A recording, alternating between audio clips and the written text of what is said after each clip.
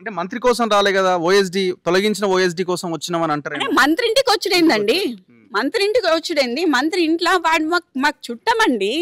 వాడు ఓఎస్డి పక్కన పెడితే మాకు చుట్టం, నా చుట్టం నా ఇంట్లో ఉన్నాడు. నా ఇంట్లో ఉంటే మంత్రి ఇంటికి వచ్చి ఇప్పుడు వాళ్ళు ఎందుకు వచ్చిండ్రు అడగండి సార్. అసలు వాళ్ళు మన లేడీ పోలీస్ ఎందుకు వచ్చిండ్రు? నేను యాక్చువల్లీ టాస్క్ ఫోర్స్ పోలీసు మఫ్తీలో వచ్చింది సార్ అన్న. వచ్చినప్పుడు నేను బయటికి పంపించిన. సో ఇప్పుడు పోలీసు వాళ్ళని లేడీస్ని పిలిచిన, ఎందుకంటే నన్ను ఆపడానికి పిలిచిండ్రు, లేకపోతే నేను ఆపుతా అని తెలుసు. ఇది జరుగుతుంది. ఇప్పుడు ఉత్తమ్ కుమార్ రెడ్డి కాకుండా ఎవరికి వేరే వాళ్ళు ఎవరికి ఫోన్ చేయలేదా? మహేష్ కుమార్ గౌడ్కి, మహేష్ అంకుల్కి కాల్ చేయడం జరిగింది. మహేష్ అంకుల్ యాక్చువల్లీ దాన్ని పరిశీలిస్తామని అన్నారు, కానీ ఇంతవరకు అయ్యే వరకు అయితే ఇంకా మేము చేయలేదు. నాకు తెలిసి మహేష్ గౌడ్ ఆల్రెడీ వేమ నరేందర్ రెడ్డికి ఫోన్ చేస్తే లేదు లేదు తన మీద చాలా ఉన్నాయి, పోలీసులు వాళ్ళ పని వాళ్ళు చేసుకుంటారు, దానికి ఏం ఆపడానికి అది వాస్తవంగా నాకు తెలియదు అండి.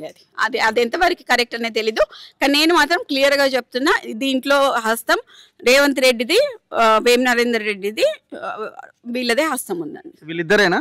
అంతే. పొంగులేటి శ్రీనివాస్ రెడ్డి చాలా పెద్ద హస్తం ఉంది. ఆయన యాక్చువల్లీ నేను చెప్పాను కదా మీకు, ఏదైతే ఆ 71 crores కాంట్రాక్ట్ ఏదైతే ఉందో అది ఎండోమెంట్ కాంట్రాక్ట్. ఎండోమెంట్ మినిస్టర్కి తెలియకుండా ఆయన కాంట్రాక్ట్ చేసుకున్నాడు. ఆయన కాంట్రాక్ట్ ఆయన ఇవ్వటం జరిగింది. దాంట్లో ఒకరిని డమ్మీగా వేపియటం జరిగింది. ఆయన్నే ఇంకొకరిని డమ్మీగా వేయించుకున్నాడు. 5% ఎక్సెస్ వేయించుకున్నాడండి. 5% ఎక్సెస్ వేయించుకుంటే మావాడు కూడా వేసాడు. మావాడు 0లో వేసాడు. ఫిజికల్ బిడ్ వచ్చింది.